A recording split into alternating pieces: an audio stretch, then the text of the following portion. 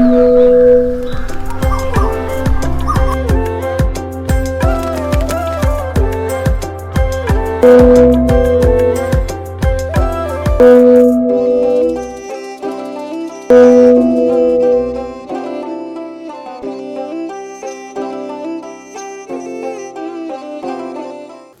स्वागत छ तपाईँलाई बेल सञ्चारमा। आज हामीसँग हुनुहुन्छ प्रगतिशील युवा नेपालको अध्यक्ष, प्रगति उन्नतिको होनहार युवा दीपक थापाजी। नमस्ते, स्वागत छ हजुरलाई। नमस्कार, धन्यवाद। कस्तो चल्दैछ त हजुरको आजकल जिन्दगी, के भइरहेछ? मेरो त ठिकै छ, तर म सङ्घर्षशील मान्छे। सङ्घर्षमै दौडिरहँदा केही चाहिँ दुःख त हुन्छ नि, त्यही पनि एउटा गन्जगोलमा यात्रा गरिरहेको छु जस्तो लाग्छ। अब हजुरको अहिले प्रगतिशील कम्युनिटीमा हुनुहुन्छ तपाईँ, होइन?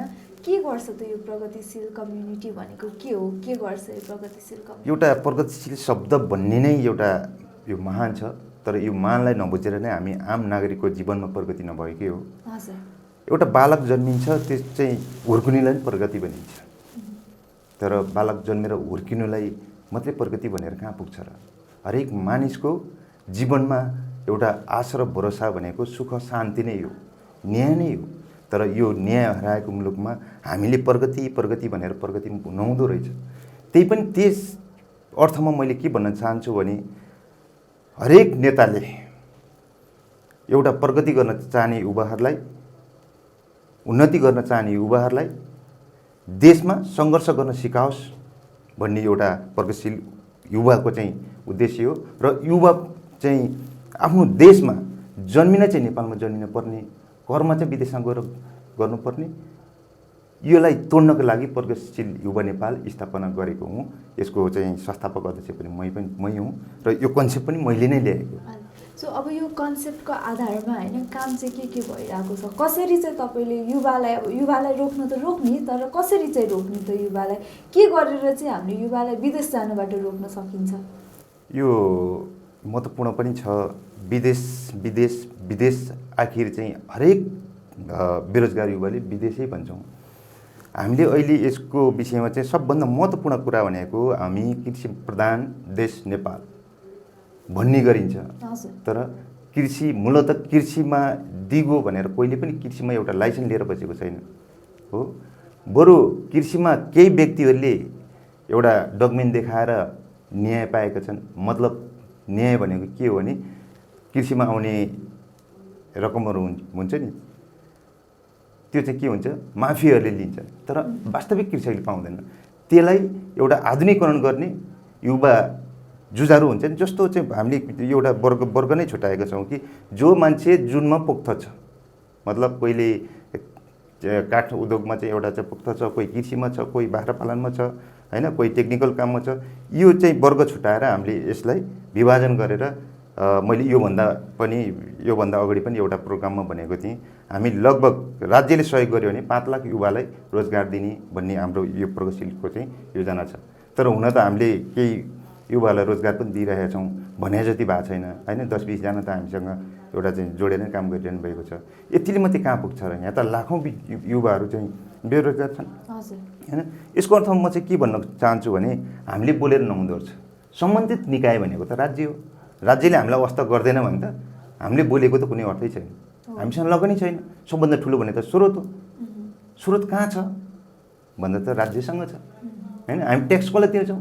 राज्यलाई तिर्छौँ। तिर्न पर्ने कुरा सम्पूर्ण राज्यलाई तिर्ने, लिन पर्ने कुरा चाहिँ केही पनि नपाएपछि युवा के हुन्छ? निराश हुन्छ। निराशता छाइसकेपछि मान्छे जाने बाटो कहाँ? खाडी। सर्वसाधारण चाहिँ खाडी, होइन। नेताको छोराहरू त कहाँ खाडी जान्छन् र? जान्छन् र, होइन। त्यही भएर हामीले प्रगतिशील युवा नेपाल भनेको चाहिँ हामीले अन्तिमसम्म सकुन्जेलसम्म युवा शक्तिलाई स्वदेशमै रोजगार बनाउने र आर्थिक उन्नति र विकासमा टेवा पुर्याउने भन्ने अभियान छ। जति चाहिँ विदेशले हाम्रो यो युवालाई हेरिरहेको छ, होइन, त्यति चाहिँ हाम्रो नै आफ्नै देशले पनि हेर्न सकेन। त्यही होइन र अहिलेको मेन सिचुएसन भनेको बाहिर आफैले ट्याक्स तिर्दाखेरि पनि आफैलाई फिर्ता आएको छ। अब यहाँ चाहिँ आफैले ट्याक्स तिरेको भन्दा पनि के चाहिँ ट्याक्सले भयो भन्ने नै थाहा नै भइरहेको छैन। त्यसमा के भन्न चाहनुहुन्छ तपाईँ? यस्तो छ, यो विषय त नागरिकले जुनसुकै हिसाबबाट पनि तिर्नै पर्छ। हो विदेश गयो भने रेमिटेन्स भित्राउनै पर्छ। यहाँ बसेर बेरोजगार छु भनेर नि हुँदैन नि, तिर्नुपर्ने कुरा तिर्नै पर्छ। तर राज्यले दिनपर्छ भन्ने कुरो चाहिँ किन नबुझ्यो होला भन्ने महत्त्वपूर्ण प्रश्न हो होइन। तर यो चाहिँ म के भन्छु भने हुन त हामीले चासो देखाउने मात्रै हो। यतिखेर हामी जतिको सर्वसाधारणको बोली सुन्छ कसले, कसैले पनि सुन्दैन। म चाहिँ यी नेताहरूलाई, मेरो बाबाले पनि भन्नुहुन्थ्यो अब परिवर्तन आउँछ माओवादी आयो भन्थे होइन। बाबाले भोट मात्रै हाल्नुभयो, केही पनि पाउनु भएन। तर म चाहिँ अब के भन्न चाहन्छु भने मेरो हजुरबा मेरो बा गोठमै बास भएर चाहिँ अहिले वृद्ध हुनुभयो। भोट हालेर नेता बनाउने मान्छे चाहिँ दरबारमा बसिरहेछन् होइन। अनि चाहिँ कर तिर्ने मान्छे गोठमै बसिरहेछन् होइन। अनि जसलाई जनताले चाहिँ एउटा चाहिँ सर्व चाहिँ बनायो त्यो मान्छे चाहिँ के भयो, बडा भए, बङ्गालामा बसिएस् होइन।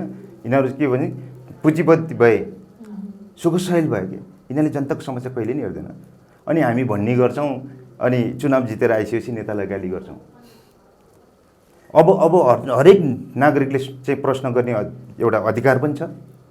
अब सोध्नुहोस् तपाईँले, बारम्बार त्यही एजेन्डा लिएर, त्यही घोषणापत्र लिएर, त्यही चाहिँ जनतालाई झुक्काउनलाई जनताको घरद्वारमा नजानुहोस्, पहिला काम गर्नुहोस्, त्यसपछि हामीसँग आउनुहोस्, बल्ल विश्वास गर्छौँ। तपाईँको बोलीमा विश्वास छैन भन्ने प्रश्न प्रत्येक नागरिकले गरोस् भन्न चाहन्छु।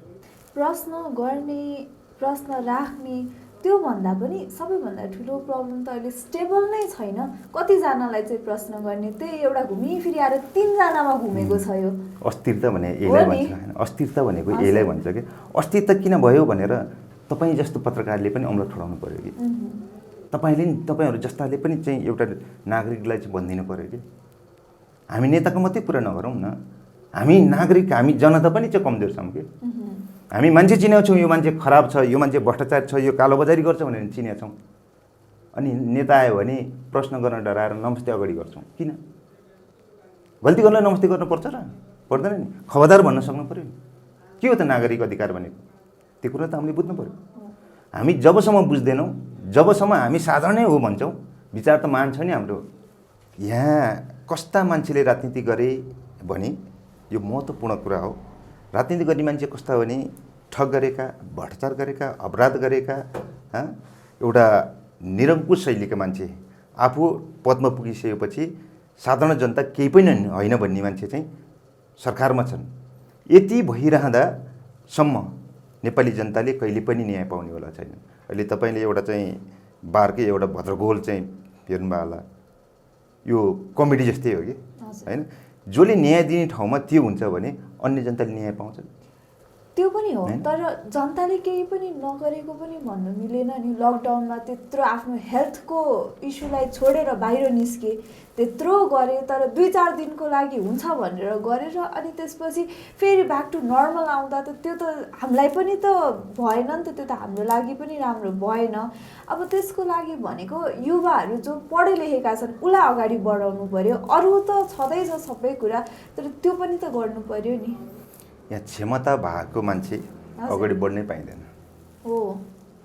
जस्तो के हुन्छ भने एउटा सङ्घर्ष गर्ने मान्छे, क्षमता भएको मान्छे जुन ठाउँमा नियुक्ति हुनुपर्ने, त्यसले चाहिँ जुन सेवा दिन चाहेको छ त्यो मान्छेले पाउँदैन। किन? त्यसलाई त अगाडि बढ्नै दिइँदैन। किन दिएन त? त्यो त संस्कार, यहाँको सिस्टमै फरक चाहिँ गलत छ। यहाँ त नातावाद, कृपावाद, चिनेको यस्तो मान्छेले मात्रै नियुक्ति पाउँछ, क्षमताले पाउँदैन। क्षमता प्रदर्शन गर्ने ठाउँ भने यहाँ त खुल्ला हुन पऱ्यो नि, त्यसलाई बन्देज गर्न भएन नि। यही भएर त हामी हरेक चाहिँ विषयमा चाहिँ एउटा खबरदारी गर्दै आइरहेका छौँ। यो हिजो मान्छेले के भन्थे, राष्ट्र संस्था चाहिँ निरङ्कुश भए भन्थे हो, मानवलाई मानव ढाल बनाए भन्थे।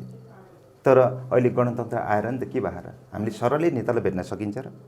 सकिँदैन नि। यिनीहरू नि त निरङ्कुशै हो नि, यिनीहरूलाई भेट्न सकिँदैन। कम्युनिस्ट नेता भन्छन्, कम्युनिस्टको चाहिँ एउटा चाहिँ रातो झन्डा बोक्दैमा कम्युनिस्ट हुँदैन नि। कोही नेता त यहाँ त कम्युनिस्ट होइन कि नाम पनि लिन नलायक छन् कि। भने कम्युनिस्टले के गर्छ भनेर चाहिँ चाहिँ पुराना चाहिँ बुढापाकाले सोध्थ्यो भने कम्युनिस्टले सर्वहारालाई हेर्छ, कम्युनिस्टले कृषकलाई हेर्छ, कम्युनिस्टले चाहिँ बेरोजगारलाई रोजगार दिन्छ भन्ने ठुलो आश्वासन थियो नि 63-64। खोइ हामी नै गलत छौँ कि। आयो परिवर्तन आयो चाहिँ हामीले चाहिँ एउटा वाक स्वतन्त्र पायौँ भन्छौँ नि, तर नेताको घरमा गइसकेपछि हरेक यो त बढी त चाकरीवादले नै चाहिँ बिगारे हो। चाकरी गर्ने मान्छेले चाकरी गर्नुपर्छ, यो ठाउँमा यति कुरा बोल यति कुरा नबोल भनेर पठाएको हुन्छन् होइन। भने हामीले त्यो सबै कुरा परिवर्तन गर्नको लागि, सबै कुरा यसलाई चाहिँ चेन्ज गर्नको लागि होइन हामीले प्रगतिशील युवा नेपाललाई नि स्थापना गरेको हौँ। प्रगतिशील युवा नेपालले एउटा के चाहिँ भन्छ भने हामीले नर्मल्ली अब चुनाव आउँदैछ नि होइन, हिजो राजा मात्रै थिए नि, आज 100औं राजा आए होइन। संसद बन्छन्, गाउँघरमा गएर आफ्नो चाहिँ सोझा बाउआमालाई झुकाउँछन्, मत लिन्छन् होइन। अनि के गर्छन्, यहाँ काठमाडौँ आइसकेपछि सिंहदरबार छिरिसकेपछि उनीहरू सिंह जस्तो हुन्छन्। जनताको समस्या के हो, जनताबाट ल्याउने एजेन्डाहरू के राख्नुपर्छ संसदमा त्यो पनि थाहा हुँदैन। कतिपय संसद त लेख्न पढ्न नजान्ने पनि छन्। त्यस्तालाई माननीय भनेर बसेका मान्छेले हामीले परिवर्तनको आशा गरेर के पाउँछन्, पाउँदैनौँ नि होइन।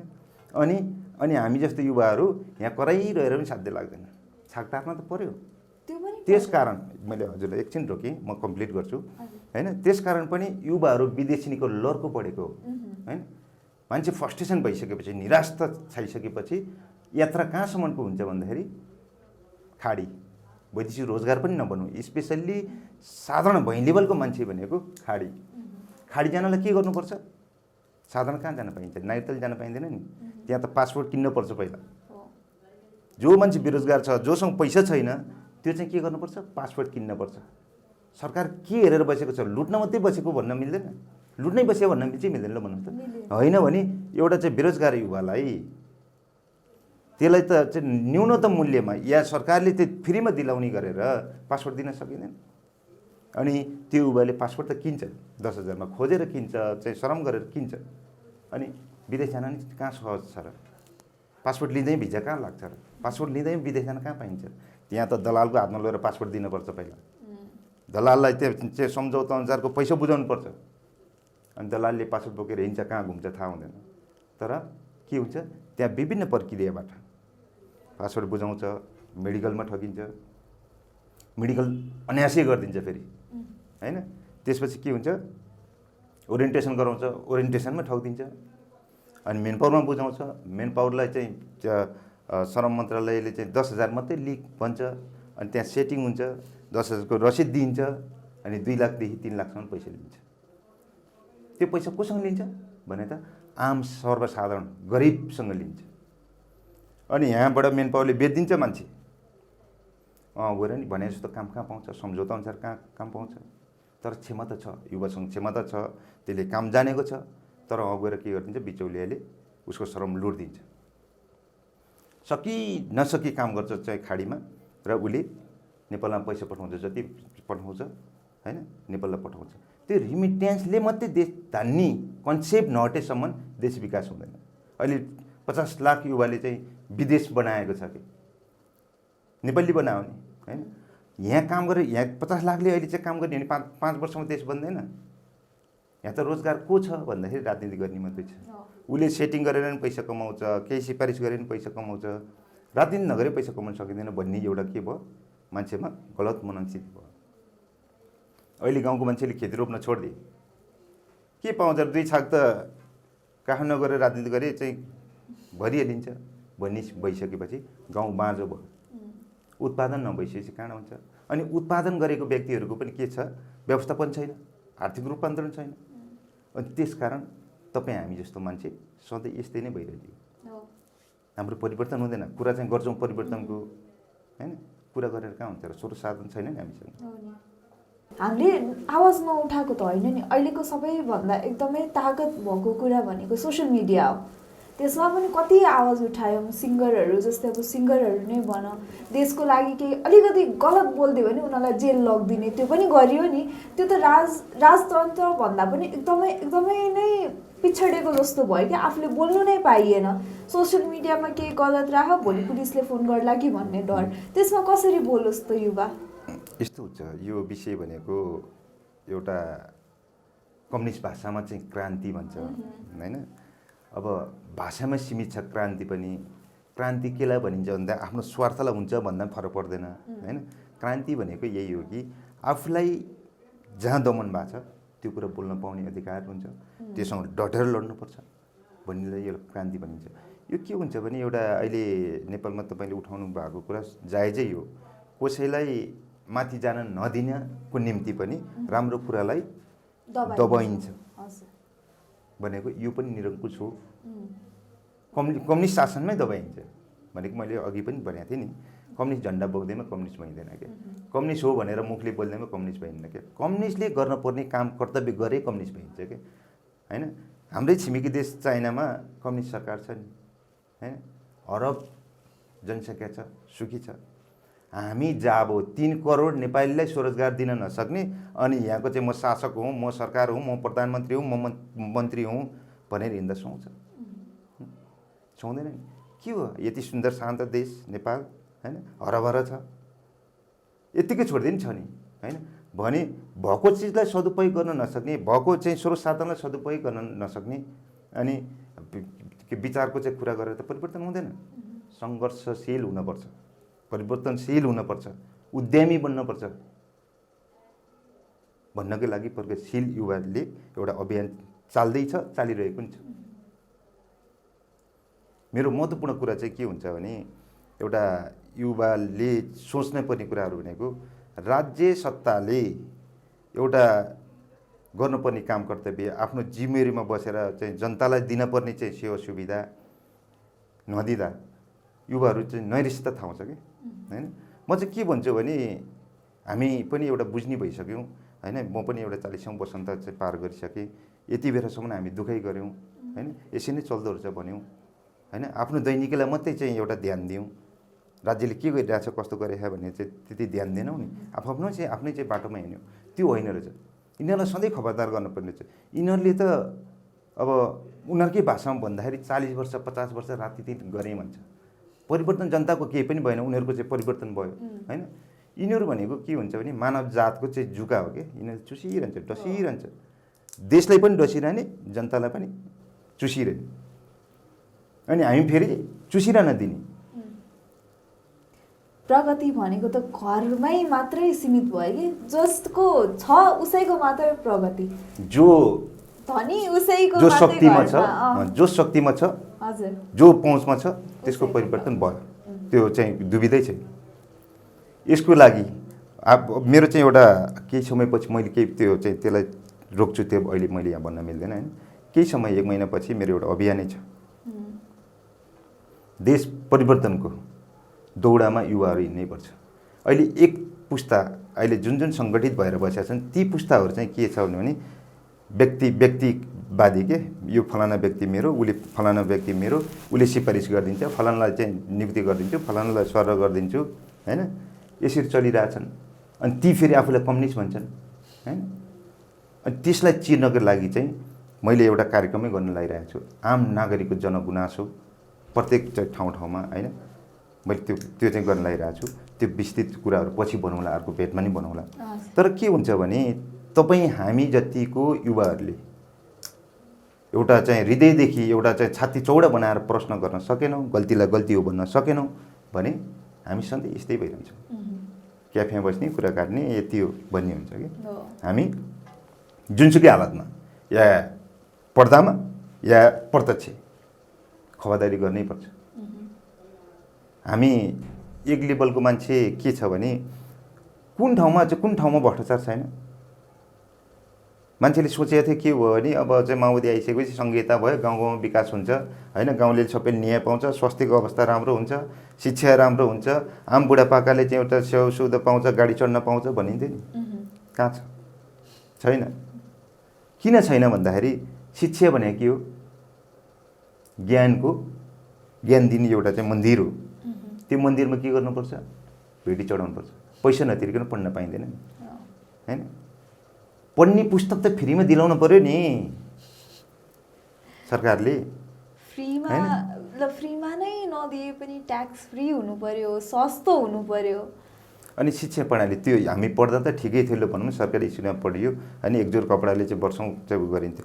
अहिले त के भयो, शिक्षामा के भयो भने चाहिँ एउटा प्रतिस्पर्धा भयो कि, कसको छोरो चाहिँ महँगो चाहिँ स्कुलमा पढाउने, कसको छोरो राम्रो स्कुलमा पढाउने, अनि कुन भाषा पढ्ने? इङ्ग्लिस। हामी बाउहरू पनि के म नि चाहिँ ऊ भइसक्यो, हामी बाउहरू पनि गलत छौँ नि, छोरो इङ्ग्लिस बोल्ने हुनु पऱ्यो अरे कि। अनि भने हामी नेपाली भाषा बोलिरहँदा हामीले प्रष्ट कहाँ बोल्छौँ? यस्तो हुँदै जाने हो भने त नेपाली भाषा हराउने नै नेपाल नरहनु भने जस्तै हो कि। त्यही भएर मैले यो समसामयिक विषयमा के धेरै कुराहरू भन्न बाँकी छन्, हुन त समय कम होला होइन। त्यही पनि के हुन्छ भने राजनीतिक गर्ने मान्छेले सही सोच, सही विचार र जनताप्रति उत्तरदायी नभएसम्म देश परिवर्तन कहिल्यै नै हुँदैन। यिनीहरू आलो पालो सल्लाह गरी चाहिँ मन्त्री प्रधानमन्त्री हुन्छन्, भइरहन्छन्, छोरालाई चाहिँ युएसए पठाउँछन्, क्यानाडा पठाउँछन्, ल्याउँछन्, यहाँ दरबार जस्तो घर बनाउँछन्, महल बनाउँछन्, रमाउँछन्। योभन्दा अरू केही पनि हुँदैन। हामीले त हेऱ्यौँ नि, यिनीहरूको चाहिँ शासन हेरेन, यिनीहरूको काम हेरेन, खोइ त परिवर्तन हेऱ्यौँ पनि भोग्यौँ पनि। अब चाहिँ के हुन्छ भने अब अहिले चाहिँ महाधिवेशन चलिरहेछ पार्टीहरूको, कस्तो मिठो बोल्छ, जनतालाई झुकाउन आइरहन् कि यिनीहरू, मिठो बोल्ने, जनतालाई झुकाउने। भरम नछरे त चुनावै जितिँदैन नि त, काम त गरेकै छैन नि, भरम त छर्न पऱ्यो। अब भरम छर्न चाहिँ जान्नेले जित्छ, नजान्नेले हार्छ। अब यो दुइटैलाई, भरम छर्न जान्नेलाई पनि, छर्न नजान्ने दुइटैलाई हराउने, काम गर्न जान्नेलाई जिताउने, त्यो हाम्रो हातमा छ नि। यतिखेर हामी चुक्यौँ भने चाहिँ हामी सधैँ चुकिरहन्छौँ। अब नचुक्नको लागि पनि म आम नागरिकलाई आफ्नो ठाउँबाट जसले तपाईँले चाहिँ हेरिरहनु भएको छ ती सबैलाई चाहिँ म के भन्न चाहन्छु भने तपाईँको हातमा जिम्मा छ, त्यो जिम्मेवारी भनेको तपाईँले चुनावमा निभाउनुपर्छ। हरेक प्रश्नको उत्तर गर्दै तपाईँले मतदान गर्नुहोस्, जसले काम गर्छ काम पछि चाहिँ बोल्नुहोस् भनेर पठाउनु चाहिँ भन्न चाहन्छु। हजुरसँग कुरा धेरै कुरा थाहा भयो, युवालाई कसरी माथि बढाउनेदेखि लिएर कसरी चाहिँ काम नगर्नेलाई तल तान्नेसम्म पनि थाहा भयो। अब अन्तमा हजुर के चाहिँ भन्न चाहनुहुन्छ त हाम्रो जनतालाई? भन्ने पर्ने कुराहरू त थुप्रै छन् होइन। समय सबभन्दा महत्त्वपूर्ण कुरो हुँदो रहेछ, जुन समय दिनुभयो त्यसको लागि धन्यवाद। अब आउने दिनहरूमा सबभन्दा ठुलो हामीले पोइन्टेड भनेको चाहिँ सरकार नै हो, जो सत्तामा जान्छ, सत्तामा जानेहरूलाई निर्देशित गर्ने हाम्रो अधिकार हो होइन। अहिले हिजो चाहिँ नेपाली जनताले के भन्थे भने ठुला एउटा चाहिँ ठुलो दल भयो चाहिँ बहुमत लिएर अब विकास हुन्छ भन्थे। ठुलो दल भएर, ठुलो मान्छे भएर, ठुलो व्यक्ति भएर परिवर्तन हुँदैन। ठुलो सोच हुनुपर्छ, ठुलो काम हुनुपर्छ, कामलाई विश्वास गर्नुहोस्, बोलीमा विश्वास नगर्नुहोस् भन्दै मलाई जसरी समय दिनुभयो त्यसको लागि सम्पूर्ण चाहिँ बेल मिडियालाई धन्यवाद दिन चाहन्छु। हजुरको टाइमको लागि, हजुरको यति धेरै ज्ञानको लागि हामी एकदम धेरै धन्यवाद गर्न चाहन्छु। Thank you so much for coming. धन्यवाद सम्पूर्णलाई। आज हामीसँग हुनुहुन्थ्यो दिपक थापाजी। हजुरहरू सबैजनाले उहाँको कुरा सुन्नु नै भयो। अब अहिलेको लागि चाहिँ हामीलाई बिदा दिनुहोस्, हाम्रो पुरा इन्टायर बेल मिडियाको टिमलाई बिदा दिनुहोस् र नेक्स्ट टाइम पनि हामी उहाँ जस्तै होनहार युवालाई ल्याउनेछौँ। Thank you so much.